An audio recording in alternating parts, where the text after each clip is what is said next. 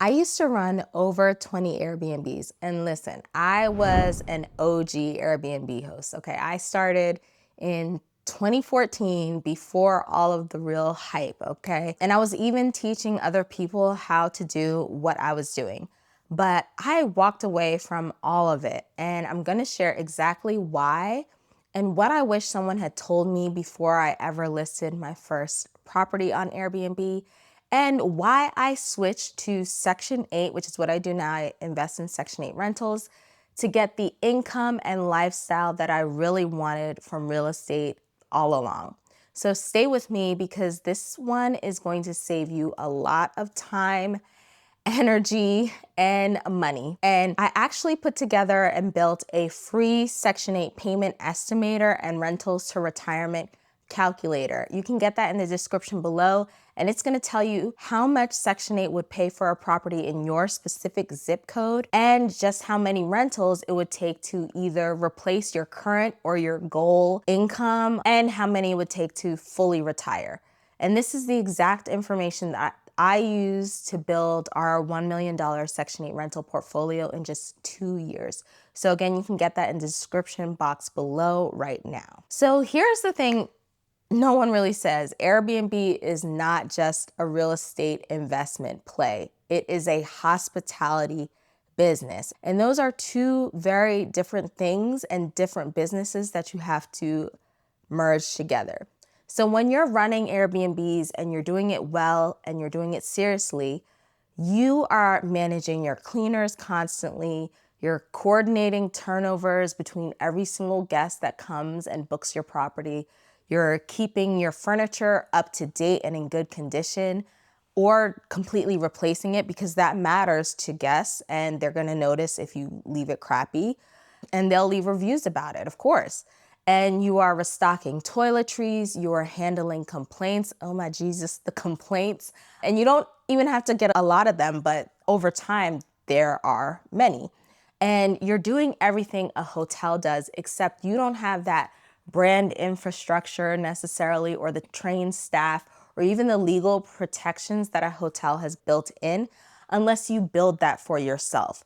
And I had a team, and even with having a team, it was just a lot because you're not just managing the property itself, you're managing a full-on experience for every single guest who walks through the doors of your listing. And if anything slips, that could potentially be a 1-star review, which will drop you in the rankings, which equates to a drop in your income. And let's be clear, I had amazing reviews. I was a super host, I had 5-star ratings, but it was the constant pressure of keeping up and knowing that one bad review, even for something nonsensical, could totally rock your whole business. And I did not like that, okay? But as a Section 8 landlord, now my job is to provide a safe, a well-maintained home, and that's it, in good condition, right? I'm not running a full-blown hospitality extravaganza here. I'm not worrying about whether my throw pillows are cute enough, someone's gonna like my decor or design. I'm not worrying whether my cleaners are actually doing a good job and making sure to do small things like refill the shampoo in the bathroom, right? With Section 8, I provide and maintain a good property, I find good tenants, I sign the lease, and the government sends me a guaranteed rent check every single month. So the difference in the contrast between the two is not even close. And that is such a game changer, okay? The next thing I want to talk about is the fees for everybody. With Airbnb, the margins were getting worser. Wow, the pressure is getting worse. You know, it was getting worse and worse. And this is where it really started to grind my gears because Airbnb was increasing fees on both sides, charging more, with more being taken from the hosts like me, and then also more being charged to guests in fees. And if you've ever booked an Airbnb, you know this, right? So this made it more expensive for guests to actually book, which hurt demand, which hurt my revenue, which hurt my margins, AKA my money, and that hurt my feelings. So the squeeze was coming from every direction. And I just want to say, I was doing $250,000 a year in bookings with Airbnb. But when a guest damaged my properties, which could happen, Airbnb actually started to make it more difficult to file and win claims. Even if you had photo proof that these people destroyed something, they were siding with the guests more consistently and more frequently. Again, even with that proof, if they did side with you, it would take weeks. So not only were the fees going up, the protection was going down. Because, when I started Airbnb, they were providing hosts with a $1 million host protection to help if anything went wrong. But it seemed like more of an idea versus reality by the time I tapped out of the business. You were just not really seeing that benefit that they promised years ago. Next was the party problem. There were parties in my properties, and I had a very obvious, strict no party rule that was super clear in all of my listings, as well as my house rules.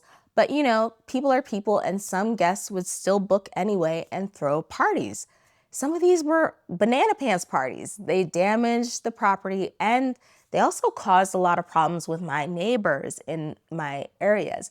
And some of these parties were truly out of control, and some of them were really gross. The things we would find afterwards. And a lot of times Airbnb did not do much about it on my end. And even with the evidence, you would sometimes just be getting a fraction of what the damage actually costs. But again, with Section 8, when my tenant signs the lease, and I use a specific lease tailored specifically for Section 8 that you can also get in the description below if you want that. But with that, if a tenant violates that lease, then I have real recourse both through the lease as well as the Section 8 Housing Authority and any legal protections or action I decide to take, since the tenant signed that lease and they have responsibilities and accountability directly with Section 8 as well as me as the landlord in order to also just keep their voucher. And that is not something you get with Airbnb, especially since the stays are usually very short and the company doesn't always do the best job of even verifying the people's identity or doing background checks. So you don't even always know who is staying in your property or what the outcome is going to be. And a lot of times Section 8 tenants get a bad rap, but I have found that if you screen your tenants really well, a lot of times Section 8 tenants, I've rented to market rate as well as Section 8. One, it's all about the screening, but two, Section 8 tenants typically want to keep their voucher. They want to stay, they want to live in good areas. So I have found, treat your property well when you do your screening right. The next reason I decided to walk away was that the bans were getting real, okay? And I mean bans on Airbnb. So at the peak in 2021, Airbnb was worth over $128 billion. That was more than Hyatt, Hilton, and Marriott combined. But now the stock has since dropped nearly a third. And a lot of that is due to cities like New York effectively banning Airbnb across the whole city. And other cities like Las Vegas, where I am, have put in extreme rules and regulations that make it difficult to operate successfully without getting fined. And these were challenges that I was starting to feel even in my own Airbnb portfolio myself. So when I moved from the DC area to Las Vegas a few years ago, I really truly never set up my Airbnb shop here because of those regulations, especially when I met a host when I was doing my research that told me he was getting fined around $1,000 a day just to operate his Airbnb business. And I was like, you know what? No, thank you. I do not want those problems. I'll stick with the ones that I have on the East Coast at the time. And you don't have anything like that with Section 8. With Section 8, you and the government set the rent, and they are typically paying higher than market rate rents in your area. There is no platform that is taking a percentage or a cut, or the algorithm of Airbnb deciding whether or not my listing is good enough to even be seen by potential guests. There's no fees eating into my cash flow, and I'm getting paid consistently every month without having to market over and over again just to find a tenant or a guest. The next reason was the affordability crisis in this country. I actually got this comment here that I responded to in detail, but I don't fully agree with them, but I accept and I understand their point. Affordability is such a huge crisis in this country. And I was starting to feel and realize that I was part of the problem. And I was really a part of a problem that I didn't want to be a part of, because the fact is the increase of Airbnbs and short-term rentals worldwide has truly affected affordability and increased the cost of living across the board. And I know a lot of people don't like to hear that, and it's even hard for me to say as a former Airbnb host who not only had over 20 Airbnbs at one point, but I was also teaching others how to do the same thing. That is the truth. And I'm not saying this is evil point blank, but I was contributing to the affordable housing crisis because my properties were mixed in with residential areas, and that absolutely takes away from housing availability and from the stock that's available for your traditional mom and pop person in general to rent long term. And it often pushes up the cost of rent for people who actually live and work in these communities. And frankly, I was just uncomfortable with that truth, and I didn't want to continue to be a part of the problem. Now, I'm not gonna sit here and say the only reason I invest in Section 8 is because it provides affordable housing. I would be lying if I said that. Of course, I love that it does that, but I'm also here for the benefit of the cash flow that it gives and the type of business that it is, because it's sustainable, it's long-term, it doesn't have that constant turnover. And knowing that I'm also providing and helping with affordable housing in this country is something that I'm happy to be a part of. And it's the cherry on top, because now I know I'm part of the solution. Maybe not a perfect solution, not a perfect one by any means, but it's the one we have, and it is part of the solution instead of being part of the problem. I also think this is the path for investing for a lot of people in the future. That's why you see more investors, a lot of smart investors, even the big gurus, getting into things like co-living, sober house living, and even veteran housing, etc. And I just like the sustainability of Section 8 and the fact that it has been around for so long, since about the 70s, and it has continued to pay guaranteed rent and pay consistently, even through things like the Great Recession of 2008, or even the multiple government shutdowns that we've had over the last few years. Another reason I switched was because my life changed dramatically, and my investing strategy really needed to as well.